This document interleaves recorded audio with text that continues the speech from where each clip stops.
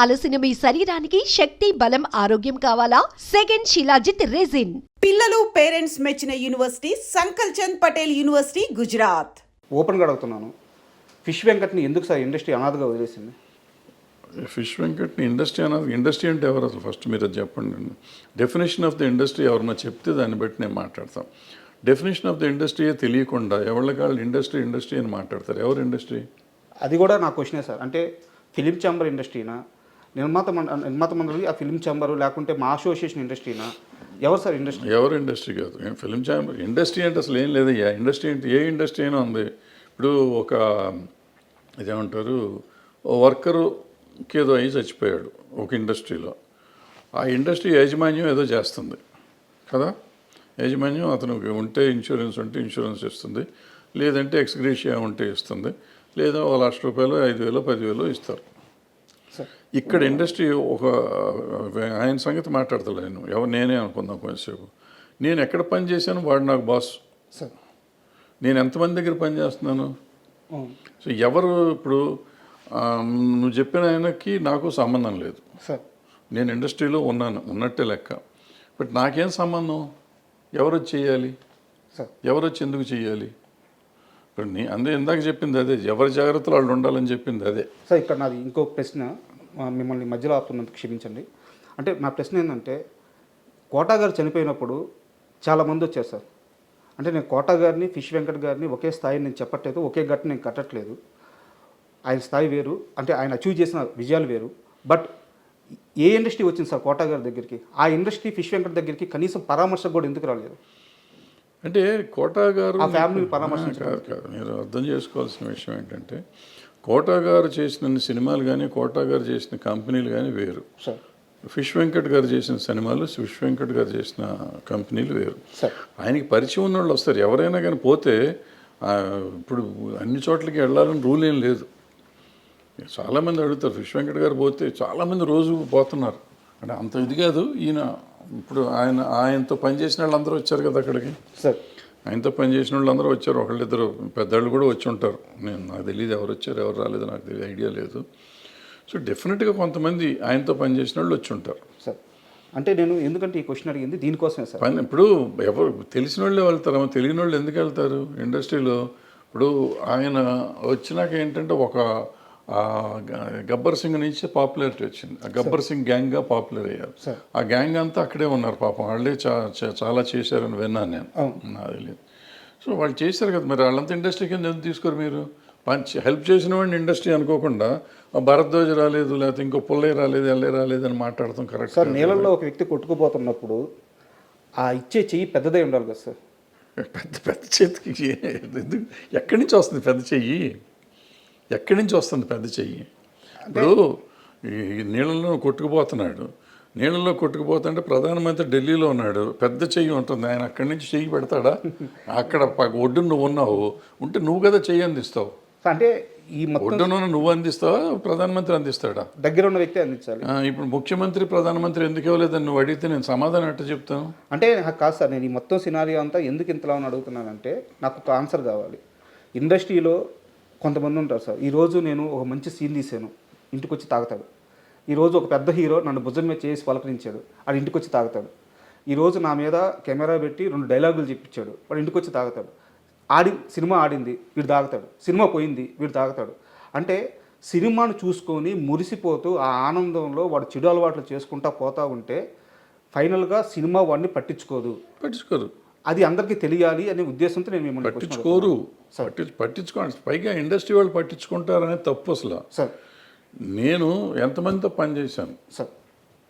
ఇప్పుడు కోటా గారు ఎగ్జాంపుల్ మీరు చెప్పారు కాబట్టి, కోటా గారు 700 సినిమాలు చేశారు, 750 సినిమాలు చేశారు. సార్ అన్ని భాషల్లో చేశారు, అందరు హీరోలతో చేశారు. చాలా 50, 40, 50 ఏళ్ళ ప్రయాణం ఆయనది, సుదీర్ఘ ప్రయాణం. ఆ ప్రయాణంలో ఎంతోమందితో ఆయన అనుబంధం ఉంది ఆయనకి. అందుకని ఆయన దగ్గరికి వచ్చారు అందరూ. అంత పోటాడుకున్న వాళ్ళు ఉన్నారు, ఆయన కొట్టిన వాళ్ళు ఉన్నారు, తిట్టిన వాళ్ళు ఉన్నారు, ఆయన తిట్టిన వాళ్ళు ఉన్నారు, ఆయన కొట్టిన వాళ్ళు ఉన్నారు, రకరకాలు ఉన్నాయి. సో మంచి అనుబంధాలు, చెడు అనుబంధాలు, మంచి ఎక్స్పీరియన్స్, చెడు ఎక్స్పీరియన్స్ చాలా ఉంది ఆయన. అందుకని అందరూ ఆయన దగ్గరికి వెళ్ళారు. మీరు చెప్పిన ఫిష్ వెంకట్ గారి దగ్గరికి ఆయన చేసిన సినిమాలు పరిమితం, ఆయన చేసిన టెక్నీషియన్స్ పరిమితం, ఆయన చేసిన ప్రొడ్యూసర్లు పరిమితం, ఆయన చేసిన యాక్టర్లు పరిమితం. సార్ ఆ పెద్ద సినిమాలు 4-5 చేశారు. చేసినప్పుడు ఆ పెద్ద యాక్టర్లు మాత్రమే వాళ్ళు పెద్ద యాక్టర్లకి ఈయన చేసిన సినిమాల లెక్క ప్రకారం చాలా చిన్న యాక్టర్ ఈయన సమబుజ్జి యాక్టర్ కాదు, అంటే కోట శ్రీనివాసరావు గారు అంత పెద్ద యాక్టర్ కాదు. సో వీళ్ళు ఎంతవరకు వస్తారు అనేది నమ్మకం లేదు. బట్ కొంతమంది అతని మీద అభిమానం ఉన్నవాళ్ళు రావచ్చు. ఆయన పనిచేస్తున్నప్పుడు ఆ పలానా హీరో ఆయన అభినందించి ఉండొచ్చు. సినిమా యాక్టర్గా కాబట్టి కొంతమంది డెఫినెట్గా గుర్తుపెట్టుకుంటారు, మర్చిపోయి ఉంటారని నేను నమ్మను. మర్చిపోయి ఉంటారని నేను నమ్మను.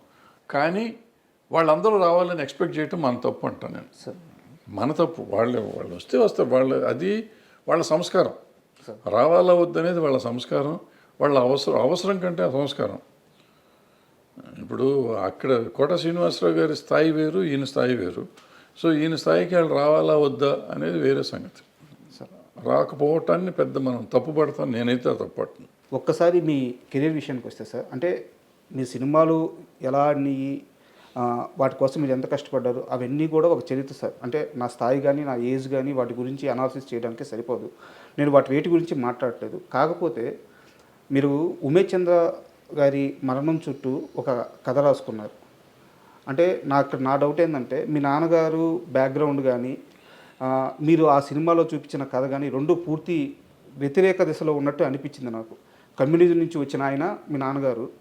సో మీరు ఈ కథలో మీ భావజాలం మాత్రం వేరే మార్గంలో వెళ్ళినట్టుంది. ఇంతకీ తమ్మారెడ్డి భావజాలం ఏదంటే ఏం చెప్తారు?